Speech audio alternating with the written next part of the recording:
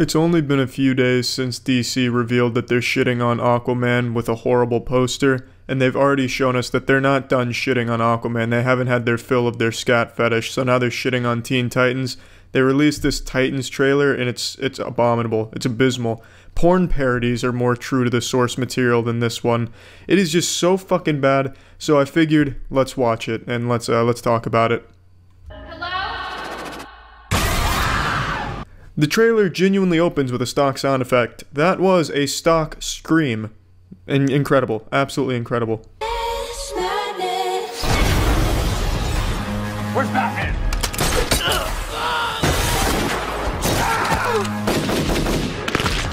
Fuck Batman. Oh, yes. The Edge. Fuck Batman. Right out of my Teen Titans fanfiction. Oh, baby. DC's so dark and edgy. I'd only planned on looking like this for that one clip with the fuck Batman, just to kind of poke fun at how laughably edgy the line was and just the overall tone of the trailer for Titans. But I realized I don't have a way of getting the lip gloss or nail polish off. I guess it's a lot harder than I expected, so I'm assuming when girls wear shit like this, they expect to be buried in it, because it just doesn't come off at all. So I'm just gonna finish the video looking like this. I look like I'm about to go to a fucking Marilyn Manson concert. I look like that old Garugamesh meme. You remember that guy? I look like him. I look like a Hot Topic vampire who ran out of blood to suck, so now I'm settling for assholes to suck. I look like I took Halloween as a chance to express myself, but I didn't really know how, but I still want to go out and trick or treat. I look like I'm just one more Pierce the Veil song away from crying into an open diary while jerking off. I look like Kevin Spacey's wet dream. Now getting back on track to DC's latest dog shit wrapped in cow shit, every single sound effect during that fight was a stock sound effect. You can find all of them on YouTube. They're right at your fingertips. They're right fucking there for you to just YouTube and use. Some of them I've even heard in old school video games. Like, I'm pretty sure there's some GoldenEye sound effects sprinkled in this trailer. I can't really remember because it's been like 10 years since I played GoldenEye, but someone can confirm, and I'm sure I'm right in saying that it's some GoldenEye sounds up in this bitch. There's something evil inside of me. Yeah, honestly, Raven, I think there's something evil inside of the DC headquarters as well. There is some man up there, some sinister mad scientist that's greenlighting these stinkers and pushing them through the pipeline. I honestly feel like maybe it's a Marvel secret agent, like a super spy that works for Marvel but is doubling as like the head of DC that's just like, yeah guys, check this out. I got them to greenlight a Titans thing, and he says fuck Batman, and it's the grittiest, most laughably awful shit in the world. It's gonna be amazing. Marvel's gonna skyrocket, boys. Don't worry, I got you covered. You're scared, I get it, but you can control it. If I didn't know this was a Teen Titans deal, I would have never guessed that was supposed to be Starfire. And I'm not saying it needs to look like Starfire, because I'm of the firm belief that you don't need to carbon copy your source material to make something great out of it. I actually prefer when they deviate a bit, but you still need to be able to recognize the characters, and it needs to, you know, emulate the same ideals and motives that the characters had from the source material. Here, there's just no way anyone would look at that character and think, Starfire. They'd look at that and think, generic flamethrower hand-shooting superhero from whatever indie comics are being tossed around Tumblr at the time. Sometimes, when I feel the darkness, it feels good. Oh yeah, you're preaching the choir. The darkness, it feels so good. The shadows within the shadows. The nighttime that your parents warned you about because there's bad shit in that nighttime sometimes. Oh, the darkness. God, I love DC's gritty dark tones. Fuck, it's like it's all written by some 9-year-old. Jesus fucking Christ. I was wrong.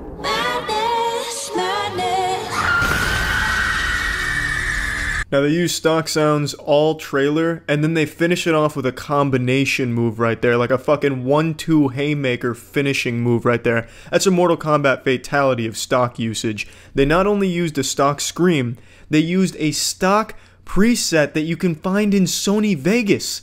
It's fucking baffling that they would look at that and be like, yeah, that's a cool way to finish it off with that breaking glass. That's a literal stock preset in Sony Vegas. I used to see that in Gears of War montages back in 2008.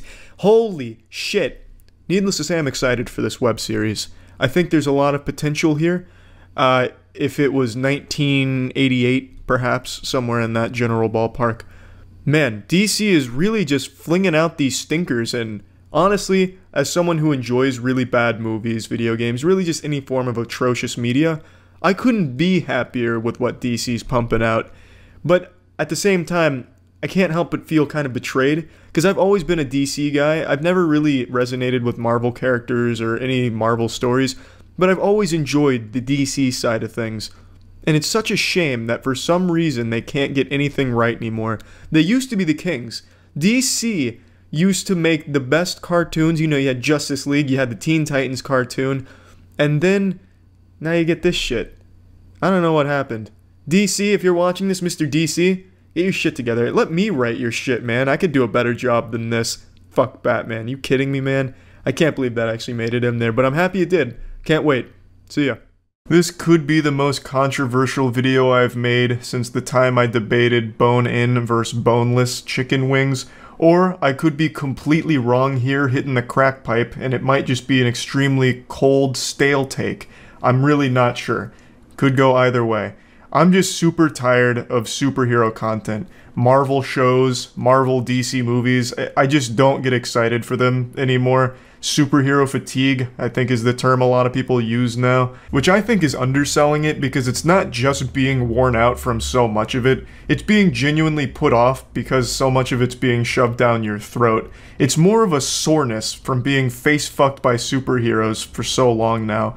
Marvel just unveiled like 6,000 new shows and movies on the horizon here, and I've been asked my opinion on each and every one of them. It's just exhausting, because it's like being asked to rate every individual noodle in a bowl of spaghetti. I'm gonna rate them all pretty much the same, because they all taste the same. Now I want to be clear before people get too upset and flipping over their chair in a fit of rage and anger. There's nothing wrong with liking superhero content. Nothing at all. In fact, I still do enjoy watching it in the moment, like I have fun watching them, but it's not like I get excited. But there's nothing wrong with being excited either. You can have a completely different opinion from me. It's just I feel like everything for superhero content is pretty much the same these days. And I think it's important I define exactly what I mean here. I'm talking entirely about Marvel and DC. I love The Boys, and I loved Invincible, and those are both two superhero shows.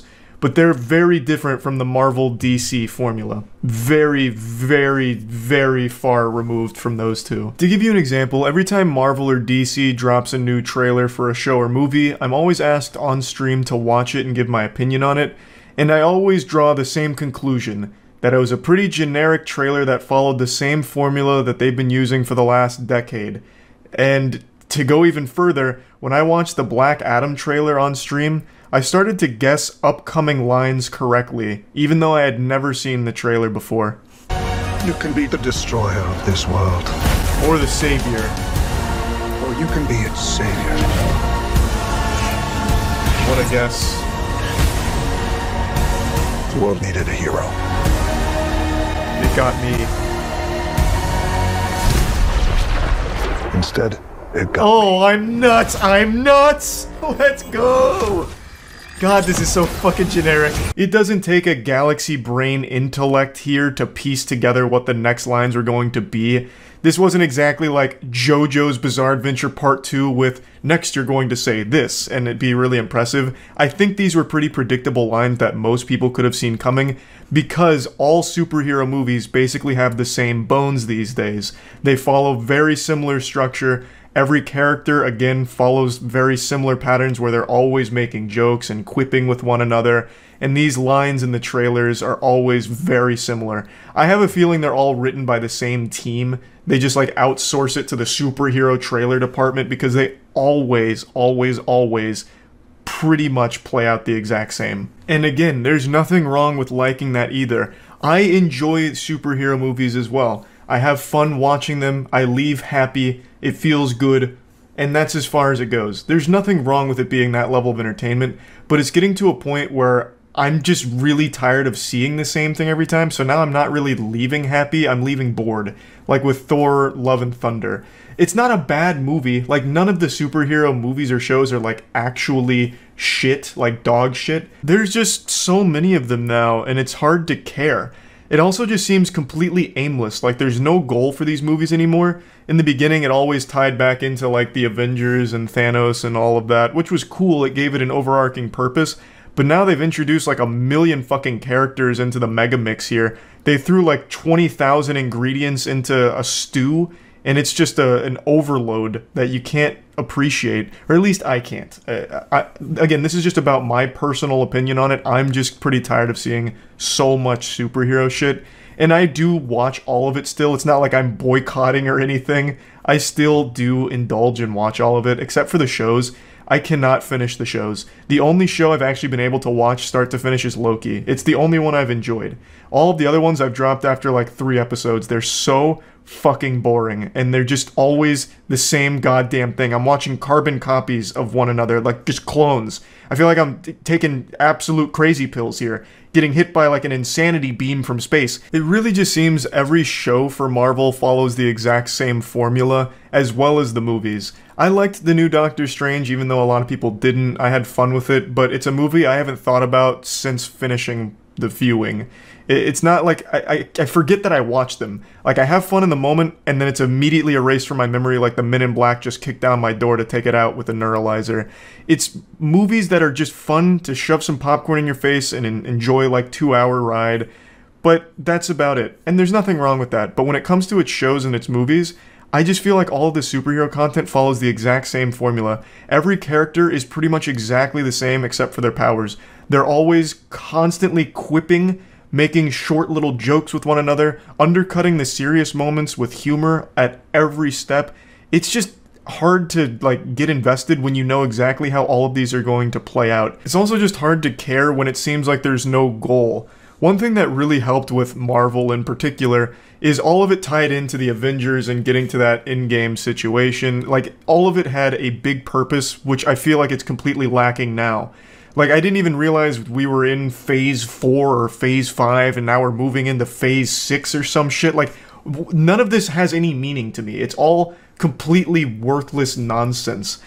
Phase 6 now? Like, who the fuck cares? What happened in Phase 4 or 5? Like, yeah, there were some good movies there that I enjoyed, but do they tie into each other? Is there an actual goal? I have no clue. And I guess it doesn't necessarily have to be tie-ins. It'd be fine if they're their own standalone things, but if they were actually unique with an interesting identity, but they're not. They don't tie in, yet they still follow the exact same formula. I don't know, it seems completely aimless. They're just always making as much superhero shit as possible, just going purely for the big quantity play. And it's working. Like, I know they're all still doing well, but I have to wonder how much longer they can continue to milk this dry tit. I can't imagine I'm alone here. I know there is a lot of people experiencing superhero fatigue, but I just don't know how big it is. Now, one other thing I'd like to at least bring up here in reference to all this is that this Marvel/DC superhero formula is something that's really infected a lot of other movies and shows because they're trying to emulate that same formula. To give you an example, the new Dungeons & Dragons movie coming out, they dropped the trailer. I felt like I was watching a Marvel trailer. They took all of the same beats that the superhero movies and shows do and translated it to D&D. So they basically just took a Marvel movie and gave it a D&D skin. At least that's what the trailer leads me to believe. Every character is doing the same shit they do in Marvel. They're constantly making jokes, they're quipping, everyone's so quirky. The writing feels exactly the same. The trailer feels exactly the same. They also get some of the Dungeons & Dragons shit wrong, as I understand it. I'm not a huge D&D guy, I only have very limited experience with campaigns. But they're just very much going for that big spectacle stuff that Marvel's known for while putting jokes into it at every single step. And I'm just so tired of it. Like, not every character needs to be Tony Stark. This all started because Tony Stark was such a popular character, and he had great writing. He had great jokes, he had great lines, but he was really the only one doing those jokes and those lines in that movie initially. And going forward, they started to, like, kind of integrate that same personality trait to all of their other characters. Thor, I do think, started as like goofy jokes and stuff like that, so I wouldn't necessarily say that was influenced there. But bringing it forward into every other character, they kept taking little elements of that and putting it into those characters where it didn't need to be. In fact, I think it detracts from it. Not every character should be joking all the time. Like, that just doesn't make any sense to me. It's too much. And just in general, too much of superheroes overall. I really think they need to dial it back a little bit and give themselves a little more time to let it cook in the oven and deliver something more tasty, something better than what we're currently getting, because it feels like it's just written by a bot now. A bot that knows the formula and keeps churning it out as quickly as possible for maximum turnaround and profit. I'm just a little over it, and I wanted to share my opinion on it, because so many new shows and movies have been announced for superheroes that I keep getting asked about, and I just want to make it clear I'm not like looking forward to watching them. I'm sure I will watch them and at least have a decent time. Like it's not like a waste of time to watch them, but it's not like I'm eagerly, biting at my nails waiting for it either. It's something that I'll watch for the sake of a moist meter, but past that, it's not like I'm excited for the content coming up, because I feel like I know exactly what we're going to get, and it's just something that I'm tired of getting. And anyway, that's about it. So, yeah. Please forgive me, Father, as I step into this holy church and confess to a sin in front of the eyes of God and weebs. I've never seen Cowboy Bebop. I know that's shocking. I wouldn't necessarily consider myself a turbo otaku, but I've watched a lot of anime, and I've never seen Cowboy Bebop. It's one of the most beloved anime of all time. It's like 20-something years old now, and people still talk about it to this day. It's a show I've always said I'll watch at some point, and god damn it, I will. But I haven't yet. But luckily, Santa Claus wiggled his big dump truck ass cheeks down my chimney and blessed us with an early Christmas present. It's the Netflix live-action Cowboy Bebop.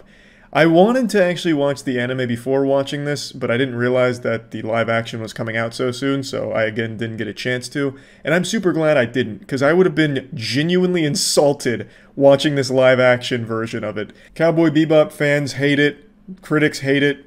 I really can't find any audience that likes it even a little bit. It seems like people would rather have hemorrhoids than watch this show. And as someone who hasn't seen the anime it's based on, I can still watch this and recognize that it's probably disgraceful to the source material, because it's goofy. Watching Cowboy Bebop feels like I'm watching Shark Boy and Lava Girl. It's rough. It is very... Let me just show you a quick clip. Me, you, bottle of Chianti, 2 bottles if we're feeling dangerous. Sounds to me like blackmail. You're damn right it is, because, Jet, you are black and you are male. What? Yeah, believe it or not, that's in the show. Like, that's in the final cut of the show. Like the Netflix show. It's crazy. It's fucking mind-boggling. Now, this isn't the first time Netflix tried to make live-action anime work. They tried with Death Note a few years ago. I love Death Note, and I actually liked the Netflix Death Note, not because it's good, but because it's so bad, it's good. The live-action Death Note was one of the goofiest fucking adaptations of anything I've ever seen. Somehow they took Death Note and turned it into, like, the worst B-movie gore porn. Like, every single person in the live-action Death Note was just like this balloon of meat waiting to pop. Like, anytime a character even touched another character, it was like they just got fucking insta-gibbed in Team Fortress 2. They just blow up into intestines, titties, and fucking blood splattering everywhere. Like, it was a really dumb show, and had almost nothing to do with the source material that it was based on, but I still enjoyed it because it was so shitty. And I guess Cowboy Bebop can kind of be in that same ballpark where it's bad and you can recognize it's bad, but there are still some things about it that will entertain you. But overall, most of the time I was like, oof, it's just not very good. But it's also not the worst thing I've ever seen in my life, which isn't an amazing compliment, but I'd rather watch live-action Cowboy Bebop than security camera footage of my car being stolen, so that's saying something. It's also not even the worst adaptation ever made.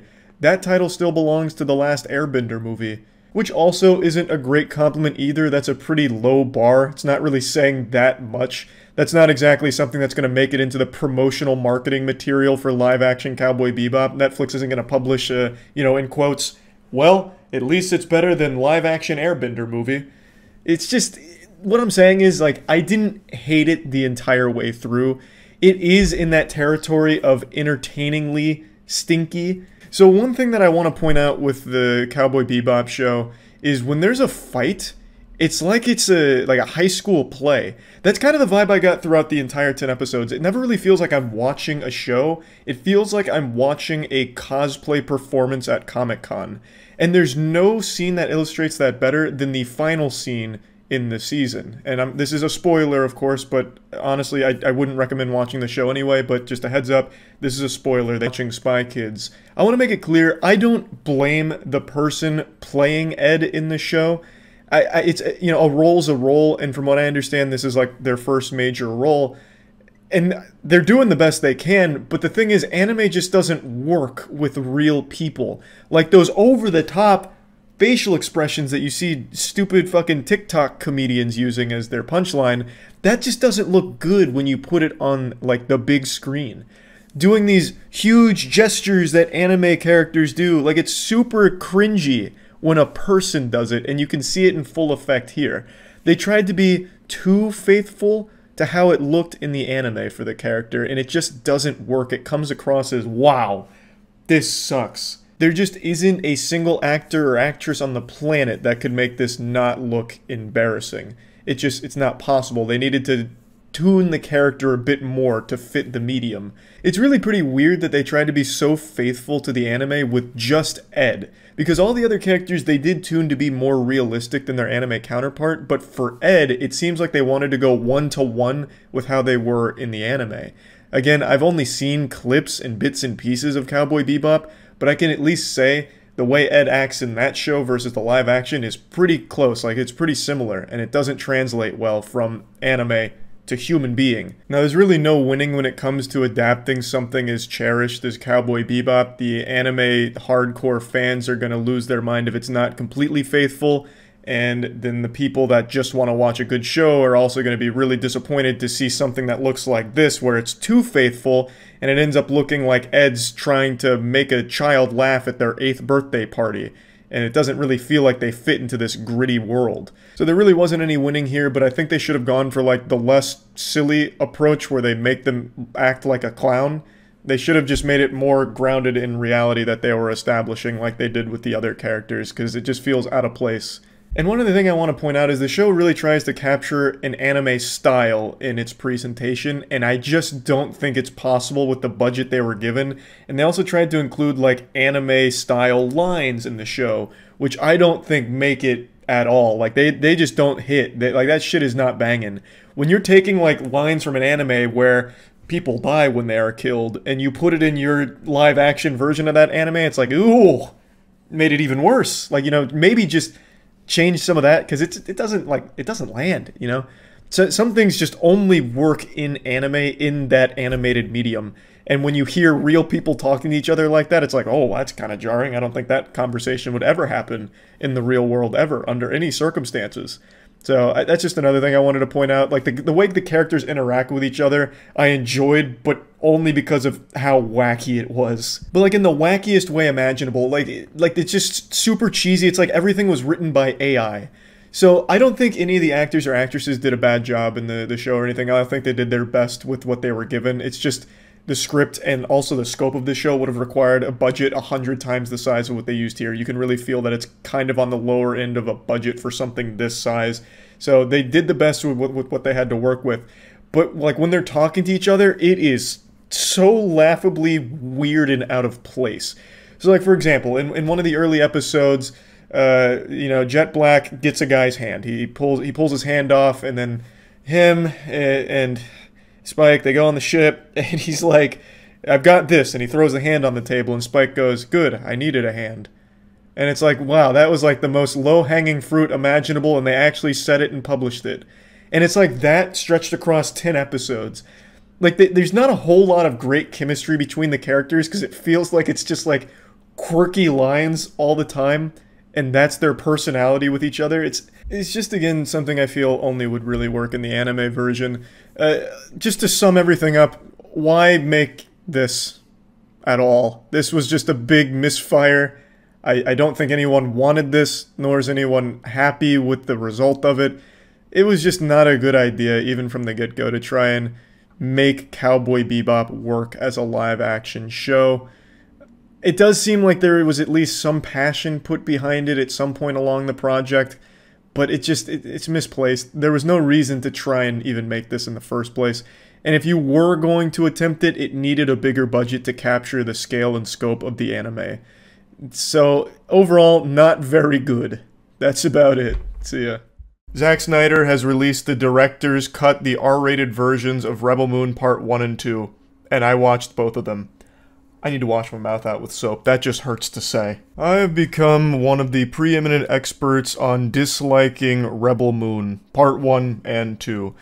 I hate-watched it to a level that is genuinely unhealthy. I actually watched Rebel Moon Part 2, The Scargiver, twice. The second time was out of spite to prove a point, where I went through and painstakingly documented every single instance of slow-mo to get the exact amount of time that the film spins in slow motion, which is a curse I wouldn't wish upon my worst enemy. I also thoroughly explained the scenes that slow motion was used in, because it's just an egregious amount used for no reason most of the time in the movie. Zack Snyder has become infamous for how much slow-mo he uses, and in Rebel Moon, he doesn't even use it to emphasize cool shit. He just seems to randomly use it to fill some type of sick fetish. Like maybe he signed a deal with the devil, and part of the contract was he has to include an extreme amount of slow motion in his movies, so he just pads the time with it.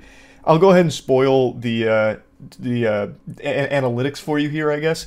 So, from my calculations, when I went through and timestamped everything, it came out to 20 minutes and 56 seconds of Rebel Moon Part 2 is spent purely in slow motion, and sometimes the slow-mo goes 2 layers deep, where a slow motion scene will actually slow itself down for even more intense slow-mo, which drags it out even further. And like I said, he just randomly puts slow motion in these movies for no reason, so it's not even used in action scenes a lot of the times. So in Part 2, a lot of slow motion is used when they're farming. Slow motion farming. When they're like taking a scythe to some hay, or if they're just throwing some grain, there's a lot of slow motion tossing of grain. So if you're someone who's very enthusiastic about watching bags of grain get thrown through the air in very slow speeds, your wishes have been answered with Rebel Moon Part 2. Zack Snyder's got you covered. But anyway, on to the R-rated version. This is supposed to be like the definitive Snyder cut. This is his original vision. Apparently what he did is he filmed Rebel Moon Part 1 and 2 as R-rated films, but then chopped them up to be PG-13 for Netflix, which I think makes no sense, because it's not like you went to theaters, you went to streaming, and it's not like R-rated movies flop on streaming. Like, you could have just released the definitive cut. And now after seeing it, it's very clear that a lot was missing from Part 1 and 2, which led to the narrative being a lot weaker in what he put out. I don't know why Zack Snyder can't just release the complete version of his films the first time around. Instead, he has to double dip with a fucking follow-up cut. But I do want to make it clear, the R-rated director's cut version doesn't save either one of these films. They're still not good, but they are better. So let's start with Rebel Moon Part 1 director's cut. I wrote some notes here, so that way I didn't miss anything.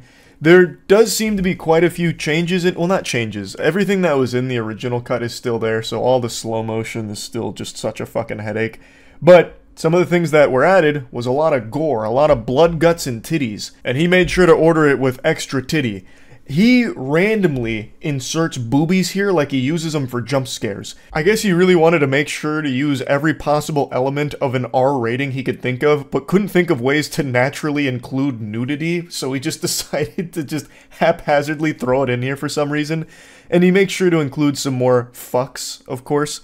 But anyway, the intro sequence to Rebel Moon Part 1 I actually thought was pretty solid. The blood and gore do help enhance the action a little bit, but the way Zack Snyder uses it makes it very reminiscent of the live-action Death Note, if you remember that on Netflix a long time ago, where people would just explode all the time like they were just these giant meat balloons that were one, like, small needle poke away from just blowing up into intestines flying over the place and blood splattering across the screen. That's how Zack Snyder uses it in this movie. So if someone gets shot, their whole fucking arm flies off, and you got like fingers and bones popping out all over the place. You know, people getting shot in the face, and all of a sudden their brain matter shoots out all over the place. Or someone gets shot in the shoulder, and it pops their butthole out of their shoulder. Like, it's actually comical. Like, seeing someone get stabbed or shot, and then just having all of their limbs explode off of them actually had me giggling a little bit. It does make the action a bit cooler, but kind of in like a silly way, if that makes sense.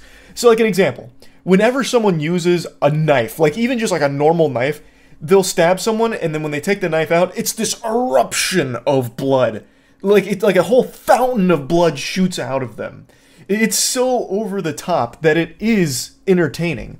But I don't know if it's on purpose, or if Zack Snyder really just thought it was cool that if someone gets like a paper cut, all of a sudden the blood shoots out like a geyser, like a volcano erupting into blood. I did like it though. Like I said, it is entertaining, but it is just kind of comical. Anytime someone gets shot, you bet your sweet bippy there's body parts getting blown off of them in every which way. But it certainly helps this movie be less boring, because Jesus Christ, the original Rebel Moon Part 1, almost impossible to stay awake for. Same with Part 2. These are snooze fest movies. So the R rating does help because you'll be dozing off because of terrible exposition and horrible writing, and then all of a sudden someone steps on a nail and their whole foot blows off and hits the screen and there's blood dripping all over the screen, and you're like, oh, alright, I'm awake again. I keep going off on tangents here. I just have a whole lot to say about it because it's something special. So back to the intro sequence. I do enjoy it, but man, oh man, it's pretty fucking dumb. I wrote a couple things down. So like, there's this little alien that's in a cage, and there are some people running away as the mother world is coming after them. Everything's gone to shit, and the mother world's here wreaking havoc on this planet, about to just obliterate everyone and everything. And there's this family that's running away, and they have this little alien in a cage. Well, the alien gets dropped, and then the lead guy of the scene picks up the little alien, and he says, they want to hurt her. I'm sorry. And then the alien, it's like this cute little CGI thing. He's like, okay. Well, he doesn't say okay, but he's like nodding his head like he understands this is a dire situation. So the little alien guy starts hopping around, and it's like an adorable little creature. I was rooting for him. And then he stands in front of the soldiers that are invading their world, and he does this. And then blows up.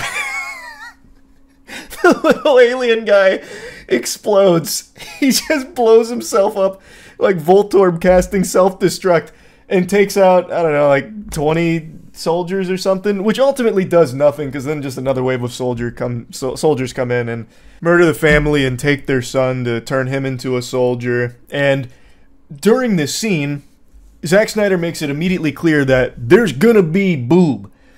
Come hell or high water, hunkers will arrive. So during this invasion, randomly, there's just like some women that are getting taken by the soldiers, and they're taking their clothes off. Like just leaving them bare ass naked and then branding them. And they do that for like 2 or 3 women. And then that's never touched on again. It's just there to illustrate like, oh, these are some like really evil people. But it's an entirely unnecessary thing to include. He's already fully established that this group is not good. They're a bunch of jerks, to say the least. Pardon my French. Like, he didn't need to do that. Like, we're watching a war, and we're watching the general do some fucked up garbage with this family, and then randomly it's like, okay, now take her clothes off. Do it now. It's like, what the fuck, Zach? Like, I get it's R-rated, but that scene didn't add anything. It was just weird. It was just like a weird thing to include, in my opinion. It really just feels like there are some moments that just come out of nowhere. Again, like the little alien doing a Chaozu impression from Dragon Ball, where like Chaozu grabs onto Nappa and blows up. That's exactly what the little alien did for no reason. And I just really get that impression that a lot of things happen here for no reason, just because he wanted to make sure people knew this is an R-rated movie. So when we first go to the farm planet, when they're on Velt, the first fucking thing we see here, I wrote this down because I wanted to make sure I got the quotes right. So they're in this village, they're in this hall, and they're talking about the upcoming harvest. And the head of the community says that the optimal way to ensure a successful, good harvest is everyone going and having sex. Like, everyone's just super horny. It's like a giant orgy community is like the first impression you get of it. He says verbatim, "Fuck hard tonight. Fuck for the harvest." Those are his exact words. Like, it's so horny for no reason. And then right after that, they play some, like, music in the hall to get everyone, like, ready to go have sex for the harvest. And then our main character, Cora, or Arthaleus, she then goes and has sex with a dude that looks like Hugh Jackman. He's also in the second movie, but I keep forgetting his name. I'm pretty sure it's Din. And the sex scene lasts for so long. It is such a long, uncomfortable scene. Like, it drags for a long time. I'm shocked there wasn't slow-mo used during the sex scene. Like, I think Zack Snyder thought he was shooting porn at this point. Like, it totally loses the plot. It didn't need to be that long. And, you know, it's full nudity and everything, but, like, it doesn't add anything. Like, what? At no point in the rest of the film or in the second film does having sex for the harvest come up. It's just in this director's cut in the very beginning of this film, and I just don't get why. It's just because he seems to want another excuse to show honkers. Like, he just wants to have yams out at all times, I guess.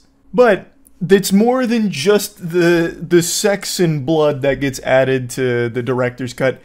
He added a lot of lore. So lore that really should have been there in the PG-13 version is there in this version. It's not like there's profanity or anything used in it, and there's not like gore for some of these scenes. There are just like actual world building elements in the director's cut that weren't there in the PG-13 cut, and I don't understand why. I don't get why. I got a lot more about the universe in the director's cut than I ever did in the first one. Though it doesn't help with character development, it doesn't help flesh out any characters at all. The lore bits that get added here, the tiddlywinks of lore that get included, are for the bigger scale of the world, which is helpful, obviously, but it still suffers from the same problem the PG-13 cuts do, where the characters are still so fucking flat and have no depth to them whatsoever.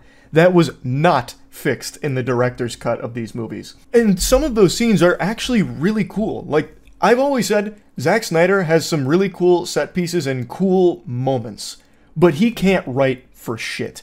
Across, 7 hours and 2 movies, he has failed to do what some TV shows capture in a single episode, making you care about the characters and the universe. He still hasn't done that, even with those director's cuts now, in my opinion. But there are some really cool scenes. He just needs to surround himself with some writers that can actually breathe life into this, and he can just focus on some cool shots, cool action. Like, that's what he is best at. I don't know why he doesn't just bring in some writing talent to help him realize these things. But anyway, I want to talk some more about some of the new additions to Rebel Moon Part 1. So, when they first meet Kai, it's pretty different here.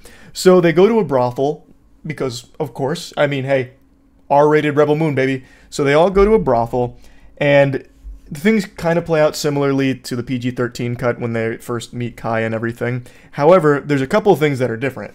There's like a nipple robot that has some screen time for some reason, and when they leave the brothel, the nipple robot is shown coming out and then like looking in their direction. So I was actually led to believe we were about to get like a whole new DLC character here with the nipple robot, but you never see them again in the rest of that movie or in the second movie.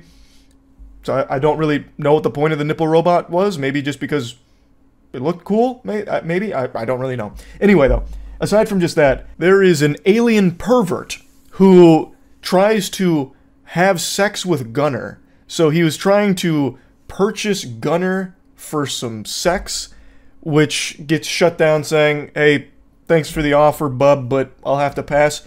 And then the alien pervert grabs his meat, like actually gives him the old dick twist.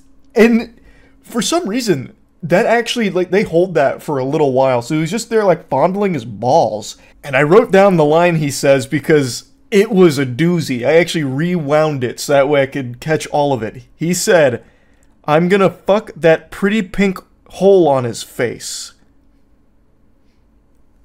Bravo. Now that's cinema. Wow. Wow. That is Insano-style dialogue right there. But you should expect nothing less from Rebel Moon director's cut, baby. The gloves are off. I'm not just going to keep focusing on some of the weird new scenes here. It's no point in doing that. If you already had no interest in watching Rebel Moon, the director's cut isn't going to do anything to get you interested, or if you already tried it and didn't like it, it doesn't do anything to make you like it more. I do think it is better, but it's also hard to have been worse. It's 3 hours and 24 minutes, so it's obviously a big time investment. You gotta set aside like a whole fucking afternoon to watch it in one sitting. But the blood and gore do add to it. I appreciate the new lore that they added with some of the scenes. And I also really liked what they did with the Dreadnought. So that really cool design with that face that has like all the tubes running in it and running out of it, which kind of powers the entire Dreadnought. They actually built a lot around that in Part 1 and Part 2. A lot is very generous, but they built around that quite a bit. That set up something very big in the universe. So that is like the engine of the ship, and it's sentient. It's alive. It's kind of like this being that they've trapped and forced to power their ship for, like, you know, these hyperspace jumps. And it cries.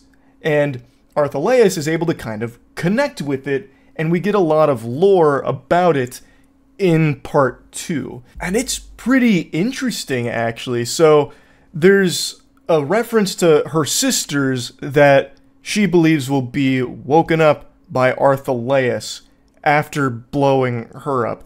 But it sets up this idea that there are beings like this, capable of like crazy cosmic powers that we might see down the line.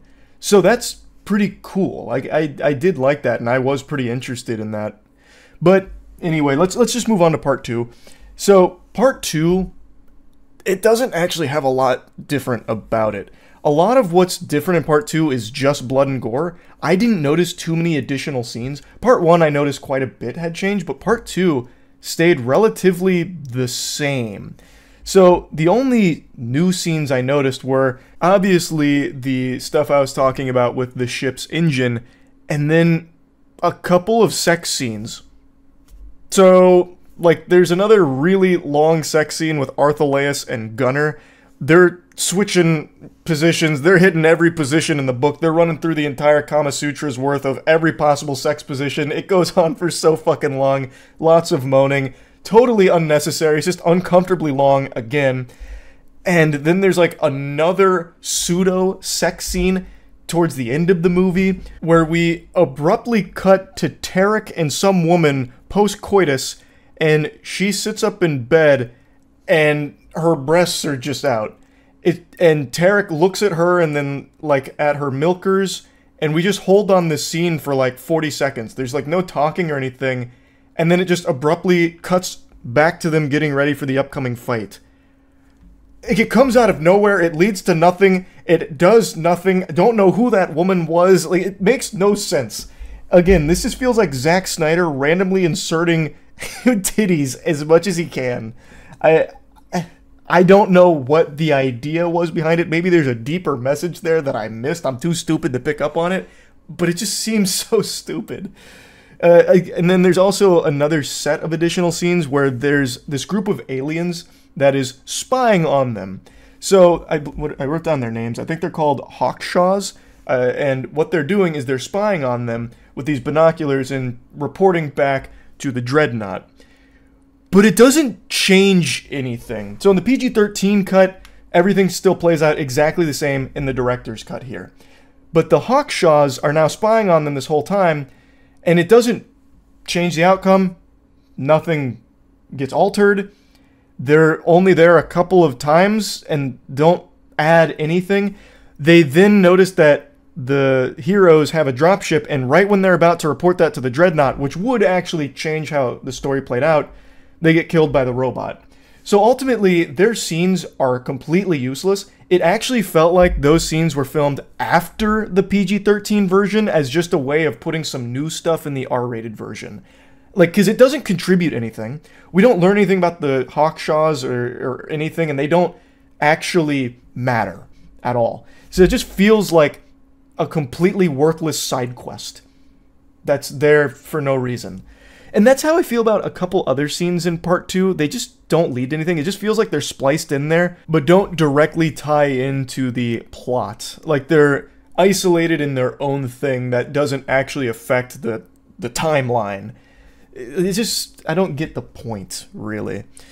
So that was kind of stupid, but that's another new addition to the director's cut. The bulk of the new stuff in part 2 director's cut is just extended action scenes with more blood and gore, and a couple of additional action scenes with more blood and gore.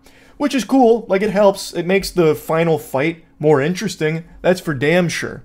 So the final fight, some of the slow-mo doesn't look nearly as goofy in the director's cut version as the PG-13 version, because in the PG-13 version, they'd have a slow-motion scene of someone just like falling off a bridge for 6 uninterrupted seconds and nothing's really changing, whereas here, that same scene now has like some body parts flying around, and like some blood going in this direction and a couple of other things happening in the back. So it is more interesting. It does help, but it doesn't save the movie. I still think Rebel Moon Part 1 and 2 are not worth watching. They're just not very good. But if Zack Snyder had just released these complete versions the first time around, the Rebel Moon series wouldn't be nearly as much of a joke as it is right now. Because at the very least, they're not as boring. Just straight up, they're not as boring anymore. The enhanced action sequences do help in that regard. Now he just needs to bring in some writers. Maybe he'll do that for Part 3. Who knows? But yeah, I do think the director's cuts are better versions of Rebel Moon Part 1 and 2. But I still think I just wasted like 7 hours watching these. I would love if Zack Snyder could just release the full, complete version the first time around. It'd be so much better. So that way I wouldn't have to watch Rebel Moon Part 1 twice and Rebel Moon Part 2 3 fucking times. But yeah, I mean, I didn't have to do that, but I did anyway. That's about it. See ya. Titanic, the grandfather attributes it to simply a misunderstanding. The passengers aren't dead, just misunderstood. The dog goes out of its way to ejaculate on the foot of a very sad man. A confused Abraham Lincoln buys a newspaper, then remembers he can't read.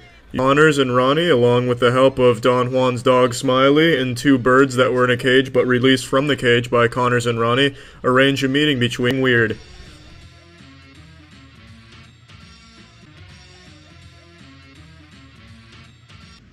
Ronnie and the other douchebag, I forgot his name, hear Everard wants to sink the ship. Our ears, we heard him say he's planning to sink a ship. We were thunderstruck. Wants to redo his will, so that way she gets everything after he gets killed by Everard and Jeffries. Pretty fucked up. Everard, Jeffrey, and these 2 hoes get away on this lifeboat while the Titanic is on a collision course with the iceberg. The Titanic starts to sink, but everyone is still polite, except for Tentacles. Tentacles drowns. He was suffocating for years, and then just finally drowned. And then these 4 are lost at sea. Tentacles, you are a true hero. You saved my life by putting your own in danger. And the many... The captain tries to give a really inspirational speech, but pauses way too many times, and it just seems super weird, and I don't like it. And then the grandfather tells everyone to go to bed, because that's the story of what actually happened on the Titanic. Now, overall, I would say this movie definitely fits right in with James Cameron's Titanic. I feel as though they're in the same league in terms of quality and story. I didn't cry quite as much during the James Cameron's version as I did during this one. This one was a lot sadder for all the wrong reasons. In fact, it was just very hard to sit through and watch in its entirety, but I did it, and I did shed some tears over it. I didn't enjoy it that much. However, upon looking back at it now, I definitely see that it is definitely a masterpiece of cinema type shit and whatever. Legend of the Titanic's a good movie. Good stuff. Nice work. Good movie. I'm finally all caught up on Game of Thrones. I went through the whole show in a little over a week, and I just watched the newest episode, The Battle of Winterfell, and it cemented what I already suspected. Bran is the worst character in the show, and perhaps one of the worst characters I've ever seen in a big show.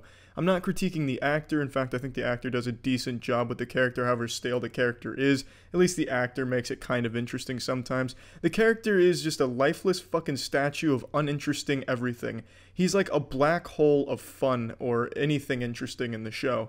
He's so fucking useless and underutilized, it's insulting to every other character in the show that they have to share the same set as this character sometimes.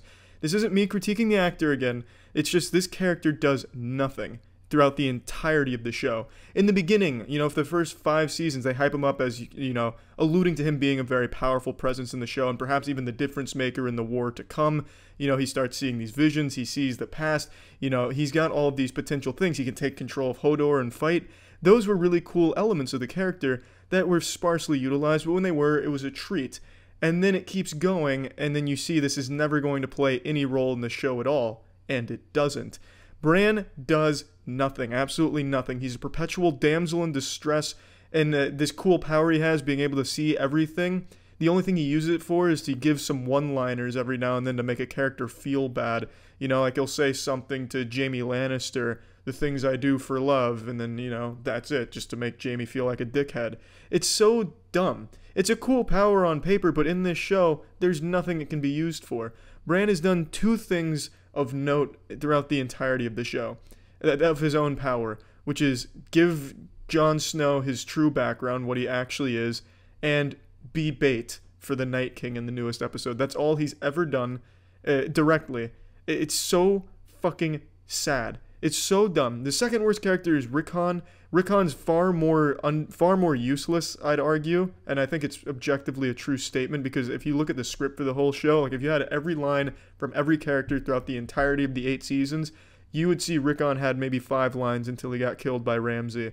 And it's so dumb because they hyped up Rickon in the first season as having the same power, like seeing Ned Stark in the crypt, you know? They hint at him having the same power that Bran does, and then he doesn't do anything. It's like they stole his fucking vocal cords away, and then sometimes they remembered that the kid was on the set, so they threw him in a scene every now and then in the background until they killed him. It's so depressing. I feel like the creator, George, you know, big boy George, you know, big cock, big wiener George, he had a good vision for Bran and Rickon, but, you know, when he forgot how to write books and the show kept going, the creators didn't know what to do with them. The showrunners had no idea what to do with Bran and Stark, so they never had a purpose. They killed off Rickon, but they had to do something with Bran.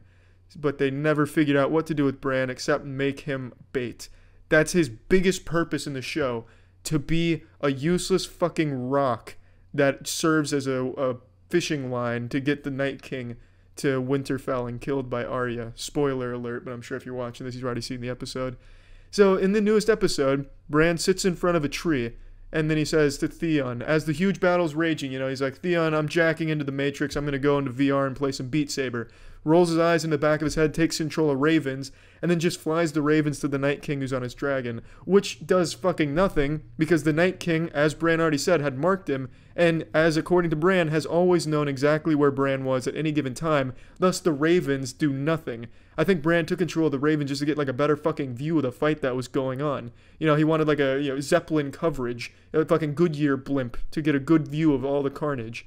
And then, you know, the Night King comes and Arya kills him. Bran does nothing. He is totally fucking useless. He serves no purpose. His power does nothing to push the show forward. The only good he ever is something to lure a bad guy to. It's so dumb that you would hype him up, you know, give him all this training with the three-eyed raven, who was a cool character, hint at him being able to affect the past, but he can't really affect the past, even though he kind of did with Hodor by accident. So, I mean, it's kind of in a little gray area there as to what he can even do with his power, but George, like I said, forgot how to write and decided to wipe his ass with the entire series, so we'll never know exactly what he wanted with Bran. But now, I can't imagine he wanted Bran to just be this damsel in distress that does nothing. It's really infuriating. It really is upsetting because I like his power as a concept, and I think it could have been utilized really well in the world. But instead we get this stoic, passive roast master who just uses people's words from the past to give them one little moment of self-reflection, which doesn't even do anything either. It's so shitty. It's really fucking shitty. Also, the newest episode, Battle of Winterfell, you know, the entire first half was damn near unwatchable due to how dark it was. I didn't like that either. Not Bran's fault. Maybe it was Bran's fault. I don't really know. But I was stupid. I just don't like Bran as a character. I can't imagine in the next 3 episodes before the show ends them doing anything noteworthy with the character, making him like some fucking triumphant hero.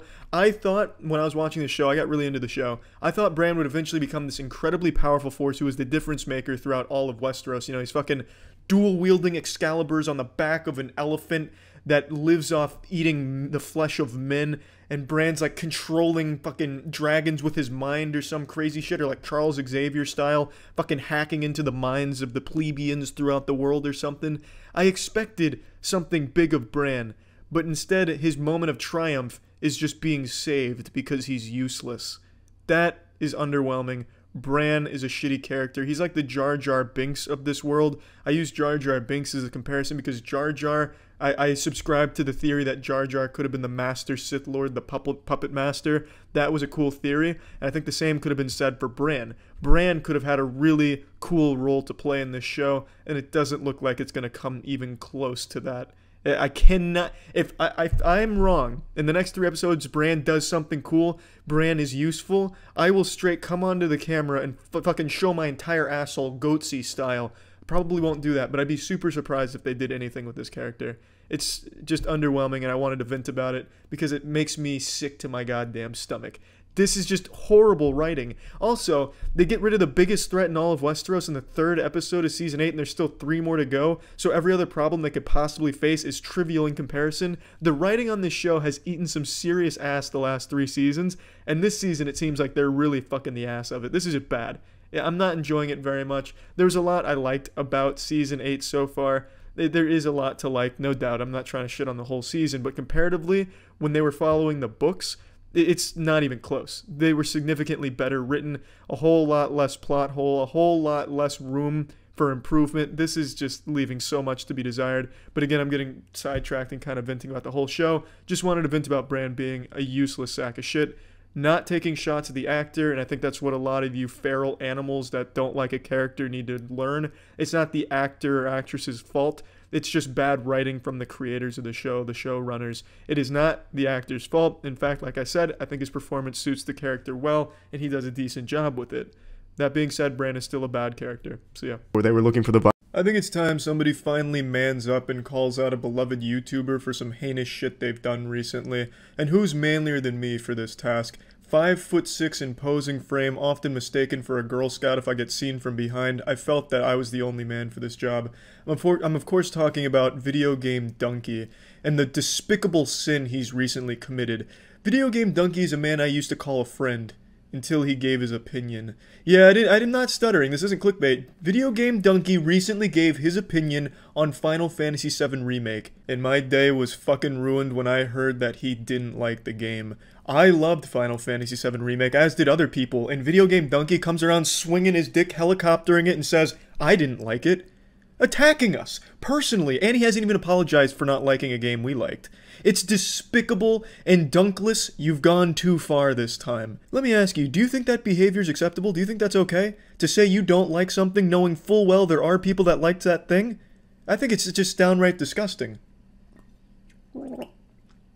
I've got to ask, where do you get off? So I'll break this down for those that don't know. Video Game Dunkey made a review of Final Fantasy VII Remake where he wasn't kind to it. He didn't enjoy the game, and Twitter was not alright with that. They went on a full meltdown tantrum mode, attacking Dunkey and attacking Dunkey's fans, and then the fans would attack back. It was this giant civil war, blood spilt on both sides, cum all over the place. It was like with the OK Boomer Girl when the Simp Wars erupted, if we remember that battle, but for JRPGs. And it brought up a topic I've wanted to discuss for a little bit, where people get so attached to these properties, games, movies, where if you don't like it as much as they did, they fucking hate you for it, and it's like a personal attack, you not liking that thing they like. It's just falling in love to a really unhealthy degree.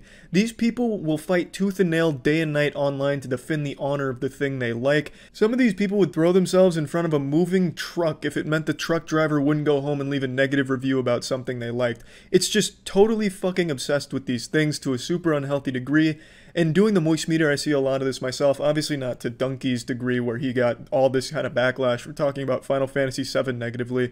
And I just wanted to talk about it because I think it's really fucking pathetic. I think it's super sad where Dunkey is now under fire because he didn't like a game as much as they did. I was going to pull up some tweets, but I don't trust people not to go harass the people who left the tweets, so I won't be doing that, and I'll just kind of outline some of them. There's of course the very popular one of, I liked Dunkey until he said something negative about something I liked, now I fucking hate him.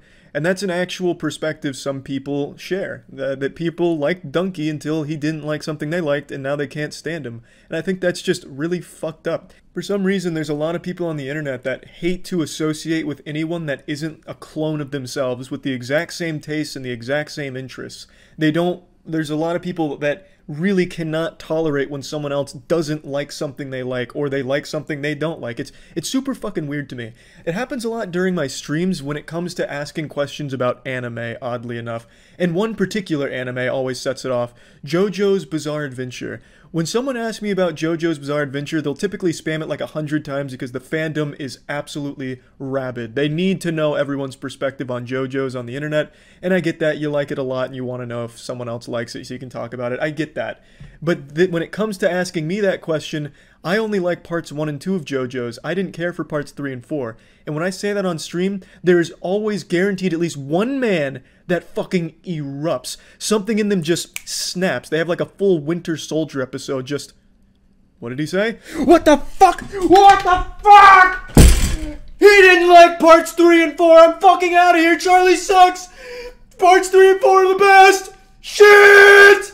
And they'll do this massive song and dance, caps locking all these complaints about how I'm wrong for not liking parts 3 and 4, as if them talking about parts 3 and 4 and like debating me on it's going to change my perspective, where I'll read it and be like, wow, Jelly Asshole 14 is really making some incredible points. I guess I did like parts 3 and 4. I just don't even get what the goal is, and they'll have this huge tantrum about it, and then that's the end of that. Even though I did like JoJo's, but only parts 1 and 2, so I even like JoJo's, just not enough for that person to be okay with me. So then they leave, they don't come back, they make some kind of post about it. It's fucking weird.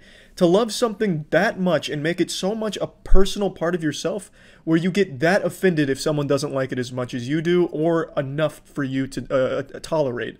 I think that's so fucking sad.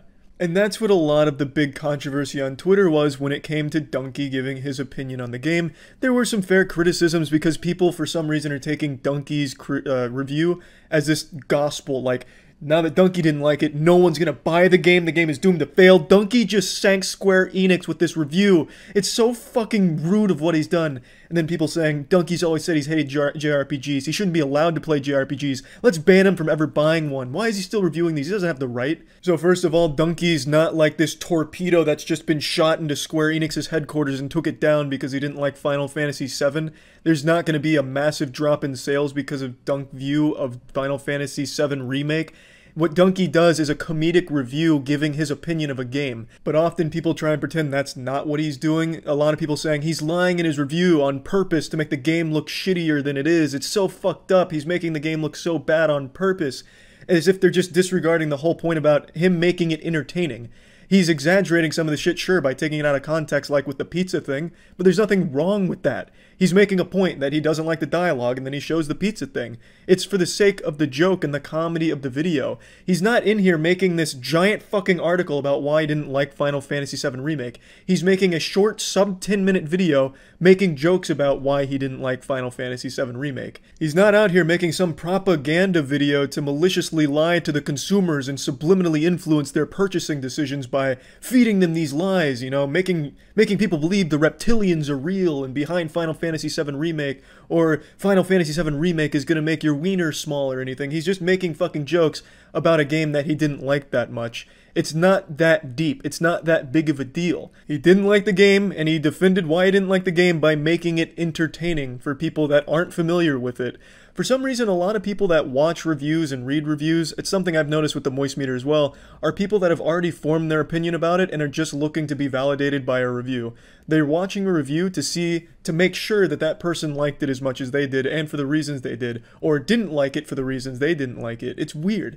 A lot of times people aren't going to reviews to actually get an opinion on the game and make a decision. It's just kind of just to confirm what they think of it, which I think is the kind of the wrong way of approaching a lot of reviews, especially when it comes to something like Dunkey's, where it's just supposed to be entertaining and giving his personal opinion of it. Also, the people that say Dunkey shouldn't be allowed to review JRPGs anymore, I think that is a stupid fucking take. Yes, he said a lot of times he doesn't like JRPGs, but he keeps playing them because he's looking for good ones. He likes games. He's an elite gamer, god damn it, and we shouldn't be restricting that, especially when it comes to games like Persona 5 that he liked.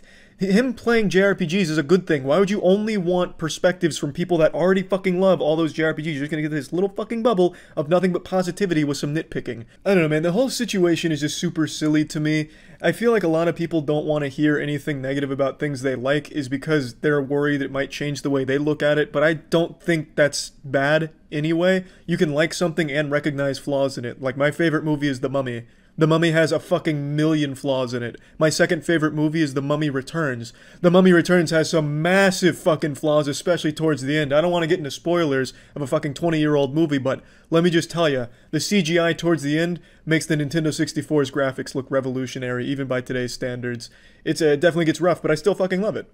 And I agree with a lot of the criticisms. It doesn't matter, I still love it. You can take these negative things and people's different opinions and not see eye to eye on it, but don't hate the person for it, you know what I mean?